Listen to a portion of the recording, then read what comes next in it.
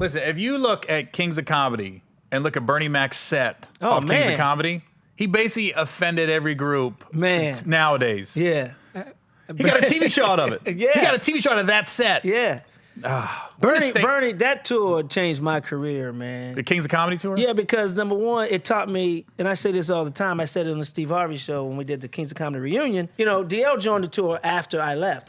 People think I got fired. I left the tour voluntarily for a couple of reasons. One, I'd done a whole year with these guys, man, and every night I would see these guys come out and rip. I was 6 years in the game at that point. I was still learning comedy.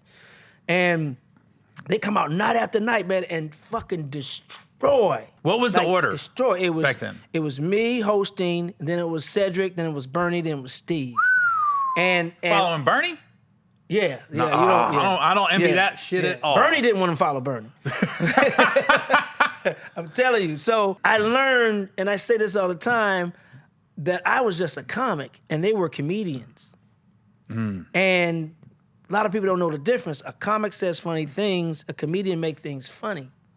And I left the tour to get, because I hadn't played the club circuit like I'm doing, like I did, like the improv and funny boys. I wasn't in the circuit like that, building my act and learning how to be a real stand-up comedian.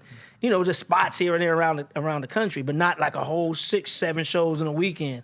So I left the tour to do that. Then I ended up booking, you know, the TV show, The Strip, which was paying me 30 grand a week. I mean, I went from 3 grand a week to 30 grand a week. That's, you know, hey. But yeah, so I left. But I left. I announced it on the Entertainment Tonight. I mean, a BET Tonight with Tavis Smiley. And they were like, you leaving the tour? I said, yeah, I'm leaving. You know, blah, blah, blah. So people think, oh, he got fired. No, I didn't get fired. Voluntarily left. I mean, he probably was stupid because they went and shot the movie after that. Yeah. Well, I mean, you make decisions in life. Big decisions, yeah. No, I'm not, but I don't look back. You actually introduced me to Bernie in a roundabout way. Here's 2 funny Bernie Mac stories. One, Bernie was the man. Rest in peace. Your 30th birthday party. Ooh. There's pictures going around, and I kick myself to this day that I did not get in those pictures because you're in some.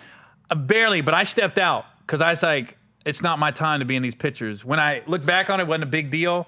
But in my brain, I was like, I'm not supposed to be in here. Like, it was like, everybody, Martin was there. Eddie, there was fucking lawyers. Chris Rock, Tommy Davidson, it was Steve Harvey, it was Bernie, it was Cedric. It was some names we can't mention because this whole podcast will get pulled. Yeah. In my career. Some other names in there that we will not mention. Yeah, man, Tony Terry, it was Carl Ganai, Shaq. Yeah. Eddie Jones, you name it, man. Eddie Jones was a former Laker, NBA star. I mean, it was Polonese, of course. Your 30th birthday party was, I just remember Joe was on stage. Yep. And I think I went up that night because you just had like all the comedians go up that night. I don't think I performed that night. I think no, you just sat and watched. I was in the booth with Bernie. You sat in the middle booth. Yeah, with Bernie. But here's the funny thing. I don't know if you remember this. So Joe was on stage hosting, right?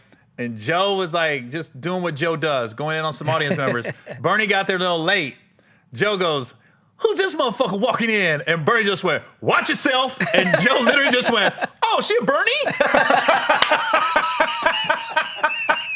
I was like this.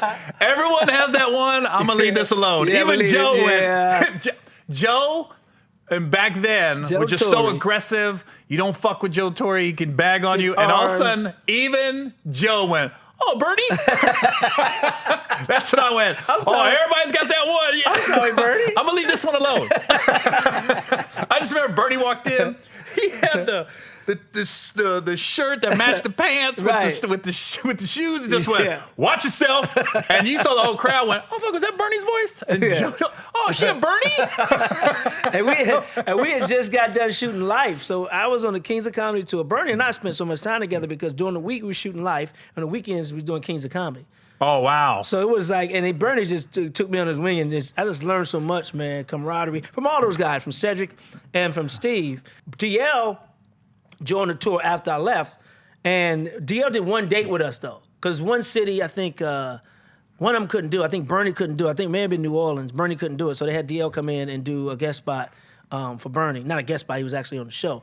And then, so when I left, and it made sense because DL had the show, the Hughleys on ABC at the time. Right. So it was like, yo, and they were definitely more kings than I was. I was 6 years in the game, still learning how to be a comedian. Yeah. Yeah.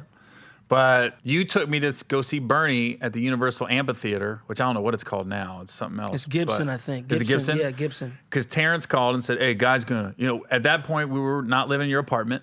We had our own little apartment. And I remember Terrence live right down the street from it, though, right? Right down the street, Universal Amphitheater. He's in North Hollywood. Yeah. And Terrence goes, hey, Guy's going to come get us. We're going to go to the Bernie Mac show tonight. And literally I was like, okay, that quick. And I told this story on the Steve Harvey show. And you had to see it because you hit me up. But you got us backstage to see Bernie after the show. And I've never met Bernie. And I'm just an open mic type dude. So I never want to, and to this day, I don't like meeting people if they don't know my work. And somebody goes, hey, Gary, you want to meet this guy? I was like, not really. Because you're going to say I'm a comedian. And then there's pressure. Right. I don't want to meet somebody until they know, they know my work, so to speak, in that manner. So I remember you introduced me to Bernie like, hey, Bernie, man, this is Gary, man. He's a funny dude. He's a up-and-coming comic type dude. I remember Bernie, one, he shook my hand. He had the firmest handshake I ever had from a comic. Yeah. He looked me dead in my eyes. That's what he does, yep. He went, nice meeting you, right? And I remember I sat down. Like I said, I told this story on Steve Harvey. And I just started watching the room, right? And it was the who's who. It was, I think Chris Rock was there. I think Seinfeld walked in at one point.